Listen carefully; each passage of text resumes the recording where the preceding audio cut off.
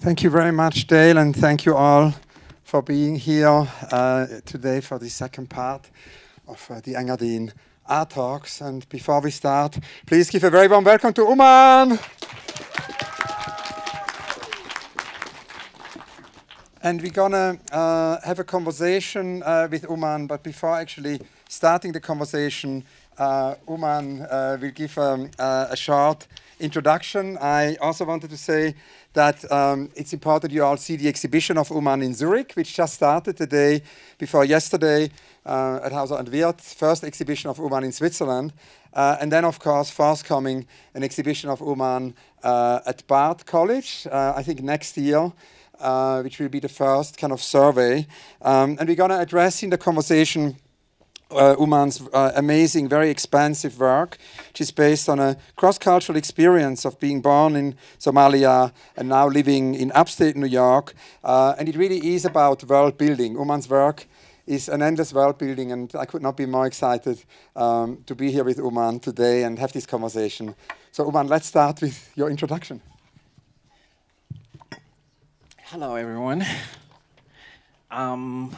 Thank you so much to the organizers, Christina and Dale, and of course, Hans, for inviting me to this talk.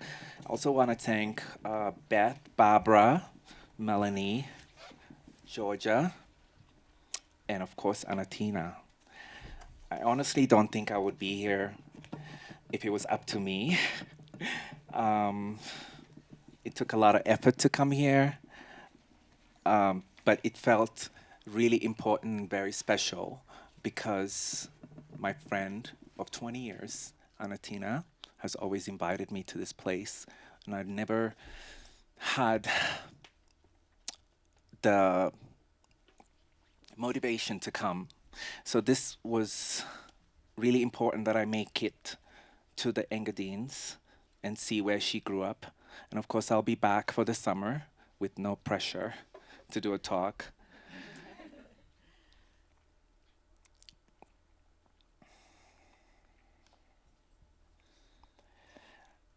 I have no interest in doing anything other than making art. This is all I want to do and take care of my animals. But I also feel that it's important to form a sort of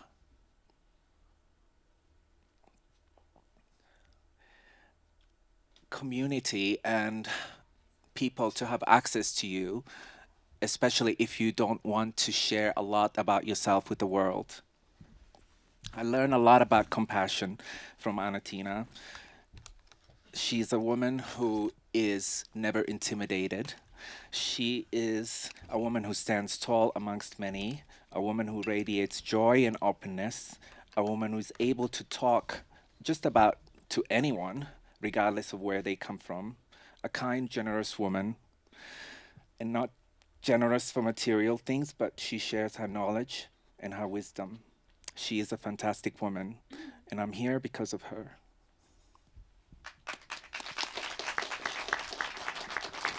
Thank you so much, Uman. And indeed, we are incredibly honored that Anatina Misha is here. There are so many aspects to Anatina's practice. She ran the Bellevue program, created the Bellevue Sobriety Garden, and has worked so closely with artists. So I wanted to give a big round of applause for Anatina. Anatina, where are you? Big round of applause in the middle here. Anatina. And of course, it's also really, really special, all of this, because Anatina, of course, grew up here in the Engadin, in the lower Engadin, has known Not Vital really since they were in their childhood. So it is fantastic that you're both here. And we wanted to begin actually with the following, because when we met yesterday, you were wearing this badge from Marina Abramovic, which was actually or is distributed on the occasion of her exhibition at the Kunsthaus in Zurich, which started a few weeks ago, which I'm sure many of you have seen, where basically Marina defines art as oxygen. And you loved that definition and were wearing the badge. So we had a longer conversation about definitions of art, and I wanted to ask you to maybe tell us about yeah, about the encounter with Marina's exhibition with that badge, but then also about your amazing poem-like list which you wrote of your definition of art. Sure. I loved the show. I didn't know much about Marina except for 2010 show at the MoMA, which was The Artist is Present. And obviously, I really, really got inspired by the show. And she had a saying, art is like oxygen. And I thought that was so great. And that's exactly how I feel about art. So I had to write a few things about what art means to me. And I wrote, art is like water. Art is like a mirror. Art is like the ocean. Art is a memory. Art is a window. Art is a healer. Art is energy. Art is free. Art is a celebration. Art is sensual. Art is a celebration. Thank you so much. Now, also, when we talked about the beginnings, actually, of how it all started, you told me that it all began with drawings, and drawings, of course, play also a big role in your exhibition in Zurich. And it started when you were in elementary school, and you actually didn't draw only on paper, but you went to school in Kenya, and you started to draw on the walls of the school. And in Switzerland, there's an interesting story about, drawings kind of in urban space and on walls, because of course it's Harald Nägeli, the sprayer of Zurich, who was very often, in Switzerland even arrested for doing these public artworks, on walls, these graffitis. And you also got into trouble, I think, with these beginnings. Can you tell us about your beginnings in the school and these early drawings you made on the walls of the school? I was a troublemaker, and I grew up in a very conservative Muslim family. So it was not really like something that was encouraged. So I went to a school that was mixed Christians and Muslims and Hindus and all kinds of cultures. Obviously, I love to draw, and I drew all over the desks and the walls in the bathrooms. So I never really thought about it. I just did it, and a lot of times they were vulgar, they were crude, and yeah, it was just drawings that were figures and words, cheeky words. And you also doodled whenever you could. You doodled drawings of human bodies and figures, but you also made clothes and also bags. There was always an interest in fashion. Right. I love fashion. If I was in painting, I would probably be doing that. But I also know the difficulty and the collaborative effort it takes to be in an industry. And I definitely love the independence of being a painter, solitude, the lack of pressure to be in season or not in season, and it just seems like something I would be tortured doing it. So I'm glad I do what I do. And there is, of course, also, yeah, and we are glad that you give your artworks to the world and that these amazing works, exist. But you also are connected to calligraphy, and I think that's another aspect. It sometimes appears in your work. You sometimes incorporate this calligraphy practice into the paintings or into the drawings. And you mentioned in a previous interview that, in a way, the single kind of sanctioned creative activity was going to the madrasa or reading the Quran every day before school, and you use these long boards and kind of dark ink, and then I think the teacher would dictate, and that's kind of how you came to this calligraphy. Can you talk about that and how you then also continue use that somehow? Yeah. So growing up, we didn't use a pen and paper.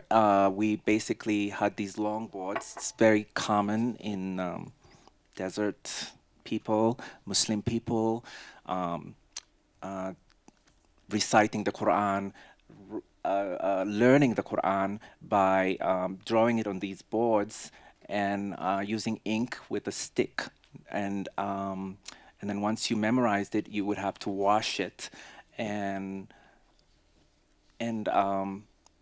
recite it. And I felt very scared to get punished because that's what happens if you don't remember, and then you have to repeat it and over again. I'm so glad I don't do that. And I I guess I put it in my work now subconsciously because I usually paint from right to left, and um, and the flow of the calligraphy is sort of like in the brush strokes. So yeah, so it's there. And a lot of your work, if it's in painting or drawing or calligraphy or video, for a long time you described it as a self-portrait. I read numerous interviews, the one with Matthew Hicks and many other interviews where you basically talk that everything, there's also a video clip online in your studio, and you say everything in your studio is a self-portrait in some way. It's a map or a journey, as you say, where you translate in a way your brain into the work. So I wanted to ask you to tell us a bit about that, about a lot of this work being a self-portrait, and maybe also how it sort of slowly changes. I think over the last 1 or 2 years, you mentioned when we had breakfast in Zuoz that somehow it's changing and that it's maybe getting more abstract, that it's maybe no longer only a self-portrait, that you want to go beyond that? Right. Um, I think it's very important to evolve, and I hate getting stuck, and I always want to move forward and never look back. And so when I said that, I actually meant it, that it's everything is a self-portrait, but now I realize that it's not a self-portrait, it is nothing to do with me. The work is its own thing. It comes from me, but it's just out in the world, and I definitely have changed my mind about the whole idea that it's a self-portrait. It's it's um, it just comes from me. And does that mean that it maybe goes also beyond the person to something more universal? Because you talk about a desire for safety, a desire for love, so something more universal maybe. Right. How do you mean by that? Yeah, when we spoke, you said that there's a desire maybe for love, a desire for more universal things in the work. So Yeah. it's not only about It's not and you want to get away from the biography, no? From right. the work being reduced to biography. Right. Yeah. And I mean, yes, I am African. I was born in East Africa. Um, I was raised in a certain culture, but I also feel like I'm a painter, and that's my duty to my life, my existence. And I definitely want to have a universality to my work and make work that doesn't really speak about my culture or my history and go beyond that. Thank you so much. And also the first time actually I encountered your work was thanks to Nicola Vassell. I was in New York and Nicola said that she encountered this extraordinary artist and showed me your work. And she explained to me that there was a very solitary time when you were working alone for many years, and that it's really that time which made you as an artist. Before you had exhibitions, before you had opportunities to show. Can you talk about these years of because you also decided to move to the countryside. You didn't work in the city. You lived there with animals and had this amazing, it's almost like a farm. I remember when we met also for the first time in person. It was at your opening in London, when you had your first show in London. At the dinner of this opening, and you told us the story of a farming activity where you had lots of animals in upstate. And it's kind of interesting because at the moment there's quite a lot of artists who are interested in this idea of connecting to farming. Inko Shonibare has a kind of a farm residency in Nigeria. Otobong Nakanga is working on farming issues. Adrian Villarojas has a farm in Rosario, in Argentina. So I was very curious about this. Yeah, these solitary years and where you work so intensely, and the idea also to connect art making to this aspect of farming. Yeah. So I left New York City. I had a difficult tumultuous few years living there, Anatina could tell you. And I basically always had this dream of leaving the city. And for what purpose? I just needed solitary, alone time and living in the country with no purpose other than having this routine of raising your animals. And I didn't have a lot of animals. Obviously, like 8 sheep and maybe a dozen or 20 chickens. So it wasn't real serious, but it was a lot of work.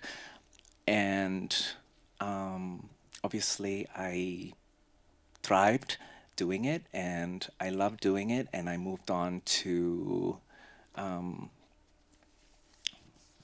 painted a lot, and it felt like I had no pressure or nothing to look forward to, no shows, no galleries.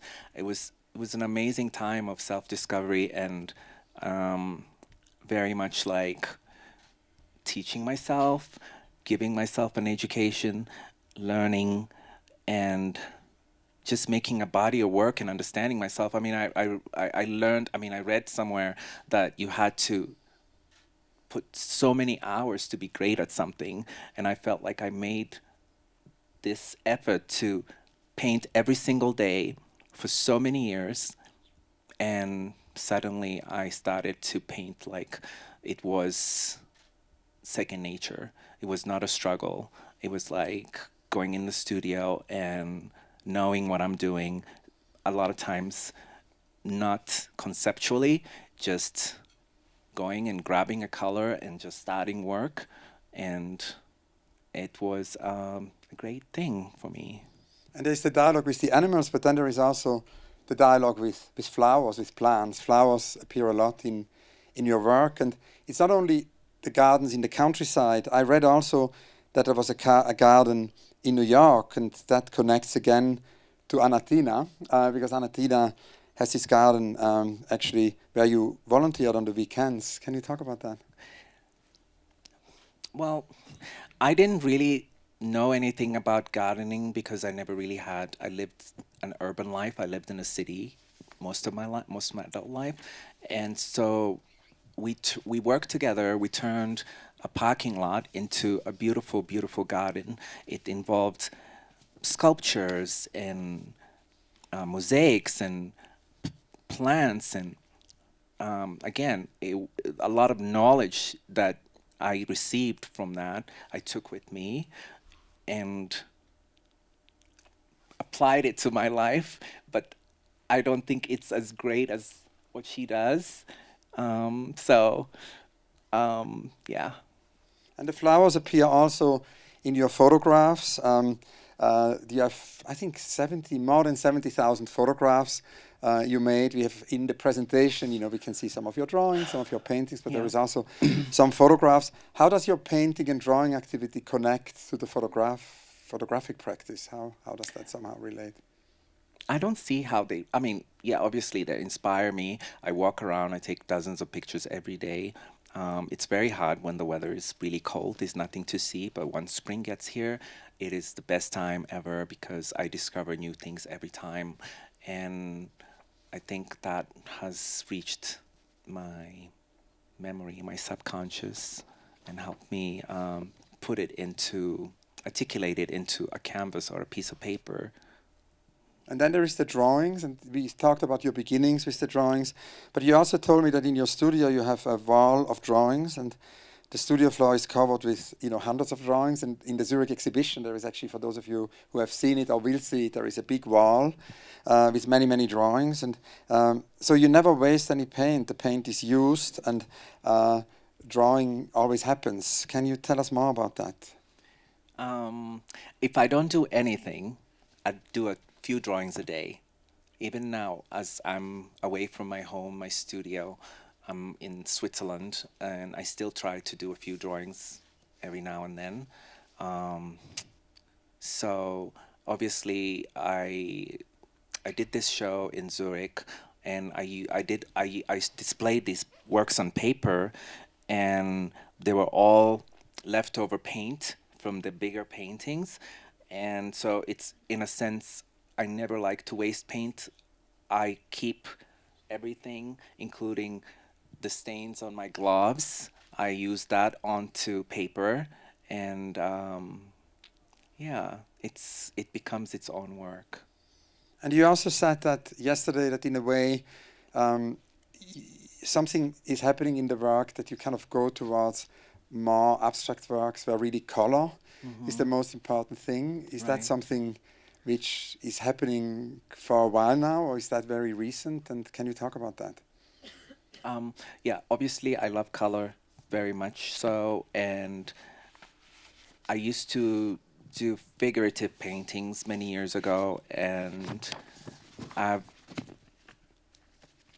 I've searched for what I'm good at, and I've just felt, I think Anna Tina mentioned to me, you're very good in color. You should try and develop your color scheme. And that's how I became obsessed with color. And do you have a favorite color? Ete Latnan said, red is always at her heart. Do you have a color? Red. Yeah, the same. Beautiful. And then one thing I wanted to ask you is also about the titles, because we're looking here at many images also of the Zurich show, and a lot of your work is untitled, but then sometimes there are titles. And I'm of course particularly curious about the very recent work, because there are some really large-scale paintings in the exhibition, and one is called Swiss Chocolate. Yeah. Can you tell us about that work? So I that painting was meant to stay brown. I was trying to just make it look like chocolate, and I ended up making it into my palette. Each color, just like the works on paper, I reflected on Swiss chocolate, and Swiss chocolate is full of little circles, and they're all remnants of these colors that I've used in this series of paintings, and it was a tribute to Switzerland. And then there is a whole series of works, also larger scale work, which are called Fatu, number 1, Yeah. number 2. Yeah. Yeah, that's my sister's name. Yeah. Fatu One, that's my older sister, and I title some paintings once I get asked by the gallery for titles instead of going for untitled, which is easy.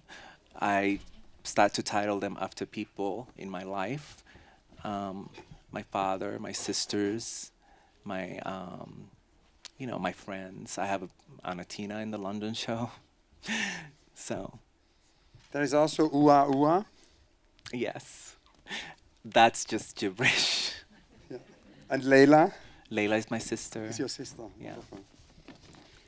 Now, one thing I thought would also be interesting to talk about is the kind of way you go, beyond painting, and you say, painting is like second nature, and you do it all the time. But then there are moments when you kind of find objects. There are moments when you do sculptures, and at the moment in St. Moritz there is an extraordinary exhibition of sculptures of Hans Josefsson, who was a Swiss artist who passed away many years ago, whom I knew when I was very young in Switzerland. And I, visited him in his studio, and he only made sculptures.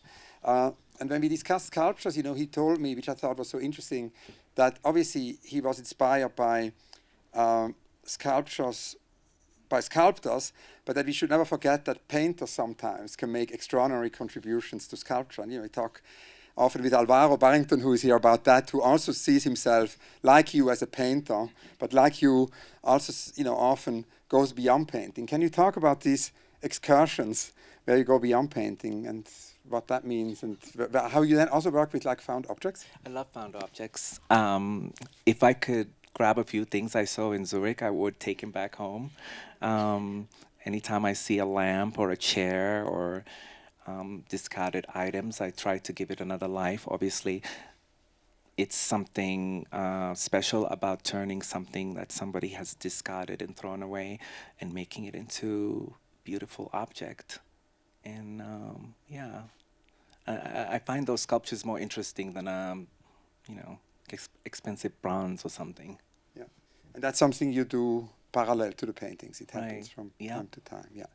One thing we also wanted to cover is, of course, you already evoked it. It's this dialogue with animals. You're surrounded by nature, and animals, and that comes out in your paintings.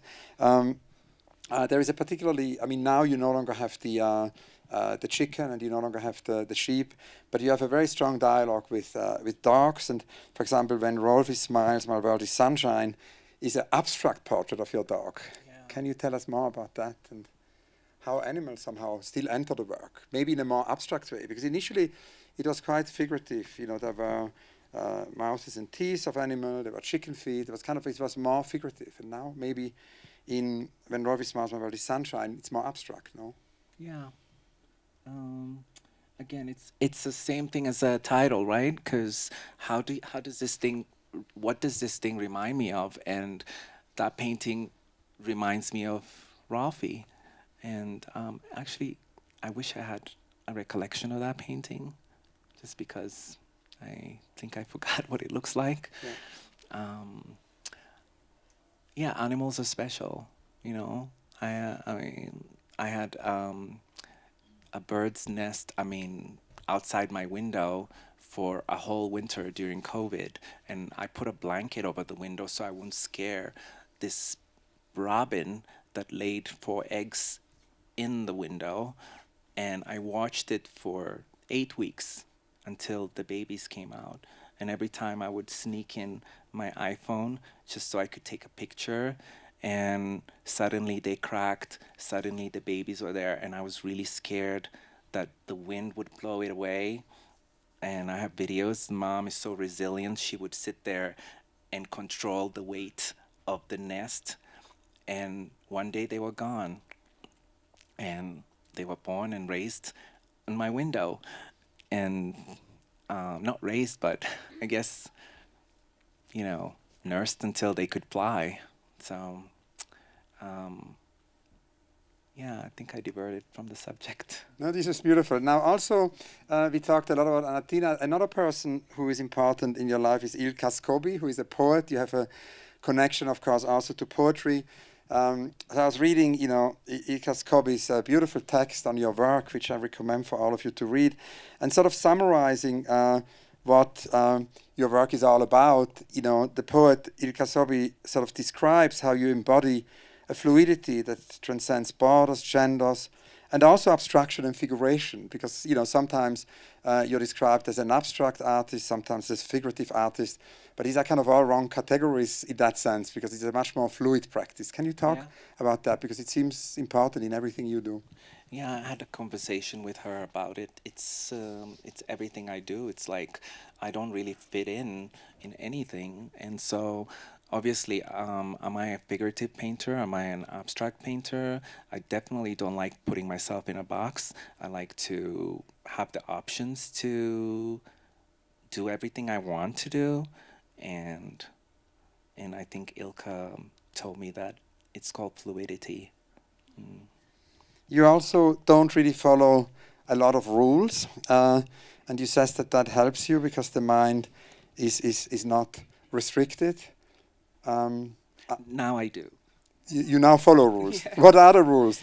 I don't know. I guess I follow deadlines and the system of being a professional. That's why I'm here. And I think that helped me in the beginning not to follow rules, in a way to figure out where I stand, where I fall, and yeah, it served a purpose. But I do believe that I have to follow rules, just like I have to sleep. I have to do the right things for myself to be healthy, to take care of myself and be good to myself, be good to my artists, friends, and my gallerists, and all these people that work with me who believe in me and support me. But there was a time I didn't follow rules. I'm sure that's when I said that. And now, looking at all these, many, many works you've created, I know that you don't like the work, prolific, so we're not going to use that word, but there is an extraordinary, intensity in the practice. You've created so many, many works over the last years, and we see many of those in your presentation.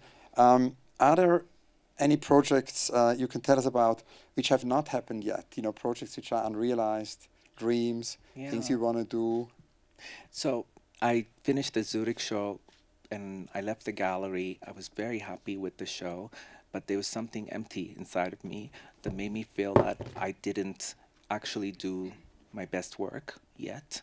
And I always feel that's very important to have versus being comfortable and thinking you're great. I want to challenge myself and grow constantly.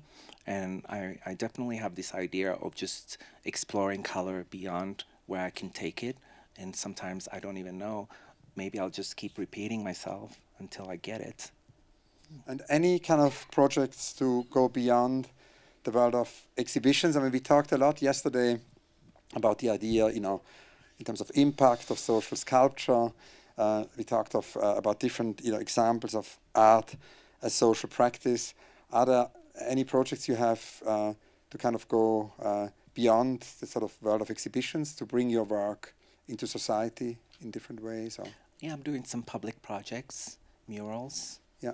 And some I can't talk about, but I'm very excited to.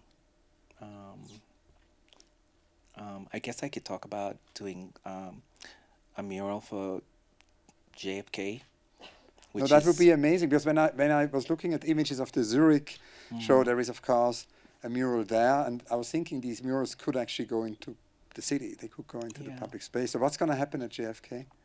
I have a mural, a mosaic mural that's going to be at Terminal 6, I believe, and it's 2027. It's the airport that I arrived in when I came to America, so it's really special to me to have something that will be there forever and touch a lot of people. One of the things I did with this mural, I wrote my name down. I wrote the Somalia, Kenya, all the places I've traveled. And so it's very personal. And it's called Taxi Taxi. And when will it be installed? I believe 27. Yeah. I'm not sure. It depends on them. And one thing we also wanted to address, which maybe could be interesting towards the end of the conversation, is also, in a way, the connection to memory, no? Because you very often connect to your memory, to your childhood memory. You said that you remember the colorful, women you grew up with in East African and Somali cultures, no? And because color is loved there more than anything. And you say you always kept that somehow in you, but that there's lots of other memories. It would be great to hear you more about the notion of memory in the work, because it's kind of always there. Yeah. Can you describe that question again? Yeah, so in a way, you told me that you remember very often your childhood, no? And that you remember being surrounded by colorful women where basically color was so important in all aspects of culture, in textiles, and that you always kept that in you, living in the West, and that in a way you use that to tell a story. So it would be great to hear maybe a few examples for that, and how that memory is always there, no? Yeah, I mean, this is something that I use in my work. Colors that I grew up in. My paintings are super bright and vibrant, and I come from a desert culture, and one of the things people do is use a lot of color, and I guess the reason is so they can be seen in the middle of this empty space. So you see these vibrant colors. Even when one of the things I saw was in refugee camps, when a lot of families didn't have homes, and they built these tents, and they used all this colorful fabric to pitch their tents, and color is just so important. And today I have it inside of me, so I don't even know how to describe how it comes out. Yeah. But it's always there. And when we spoke actually with Adel Köchlin, I want to thank Adel Köchlin, who made such an amazing research on your work. And when we spoke with Adel and you about that, the fact that it's always there, you said that it's always there, but you also said that you really wanted to talk about today why you actually do not want to return to Kenya. Not want to return or not want to go now. Oh, yeah. It will take me a long time to go back. I haven't been back in 30 years, and I definitely want to visit at some point, but there's a part of me that doesn't need to do it. I don't have the need to visit my home country. I don't have the need to visit Kenya, where I grew up in. I just feel that is my past, and I live in the present. And I was talking to Anatina last night, actually, about planning a trip to Kenya, and it'll take us a long time to actually realize this. This is a dream at this point, and I think that it's too painful to. I have the best and the worst memories about East Africa, and I definitely don't want to just go and open this box because I've protected myself for so long, and my routine and my life is very rigid that it'll take a lot for me to go back. I hope I can. I also don't want to go back because I don't want to go back to a place that doesn't have rights for me and does not support me, does not give me, treat me as a human being. And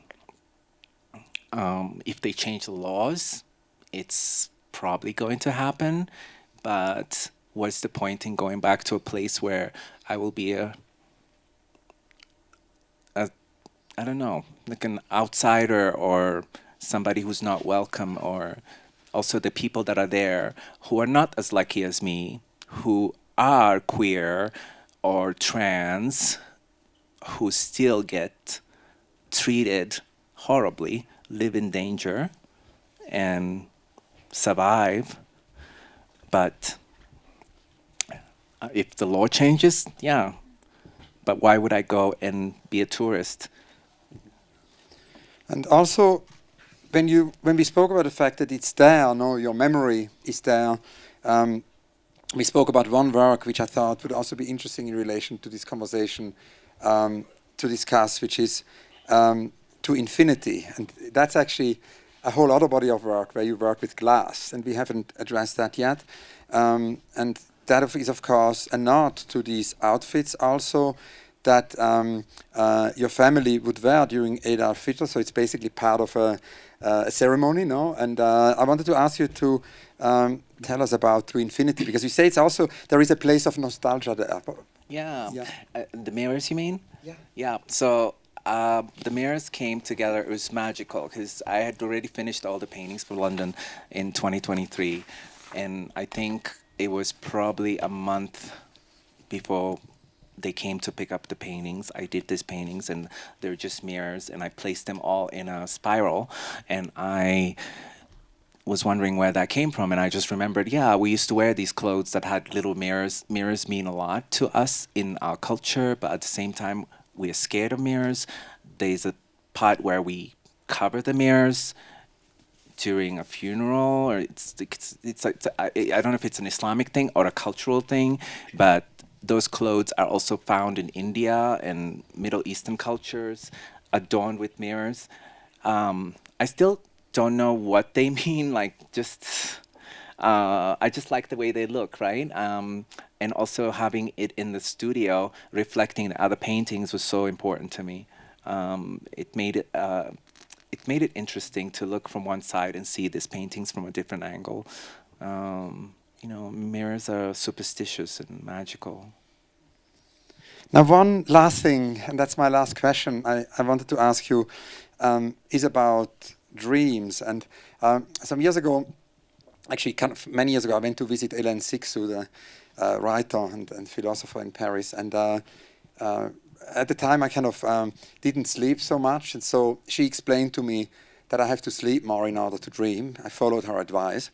And she also explained to me that one should always have a little book, you know, next to the bed, which she did. I mean, it's a very beautiful book. She actually published it.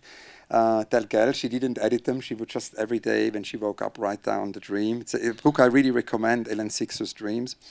So I was obviously super fascinated to hear that you have a similar practice. There's a video in the studio, so for those of you who haven't seen it, you can see it online. It's a beautiful, very short clip where one encounters you in the studio and you discuss your studio practice, and there you speak about a sketchbook, which you always have next to your bed in case that an idea comes. I wanted to ask you to tell us about that book, because it seems to be almost like the heart maybe and soul of your practice. And maybe also to tell us about that book, and maybe to tell us about your dreams. I could tell you about the dream I had last night. I've told 2 people already. So I had these people walking in my house, and I kicked them out. And then one of them came back, and he had dirty shoes. And I never have shoes in my house. And it had tar and leaving footprints everywhere, black footprints everywhere. And I kicked them out, and I kicked this person out. They went downstairs, and all of a sudden I had a dozen people going in circles with these footprints all over my place. I woke up so angry, and I was thinking I was homicidal. I was like, I want to shoot all these people. I don't own a gun, but I was so angry. And obviously, I have a lot of rage. That's why I'm a painter. And I don't know what that dream means, but I told 2 people this morning, and I didn't write it down. I stopped doing that a few months ago. I write down ideas and things like that, but dreams are very important to me. And I think that is a wonderful conclusion. Dreams are very important. Uman, thank you so much. You. A big round of applause.